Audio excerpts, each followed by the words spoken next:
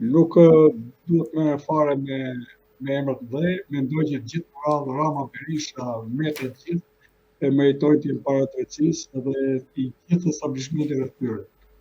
Çdo njeri për këtyre personave nuk është një person vete, po të gjithë viklet që i kanë shërbyer këtyre për të zhbërë moralin në raport shoqëror, për të zhbërë parametra dhe institut ligjor dhe për të përvetësuar pasurinë publike dhe për të inkurajuar çdo lloj vesi apo palishmërie, e cila de facto skundon mbi dëshmërinë dhe respektin për ligjin, si dhe parametrat e tij.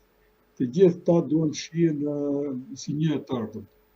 Dhe për këtë arsye ne duhet të kemi analiza më thella, siç janë ligjet e palishme. Pra ligji që nuk mbështeten mbi drejtsinë, që nuk respektojnë të drejtat themelore dhe natyrore të njeriut.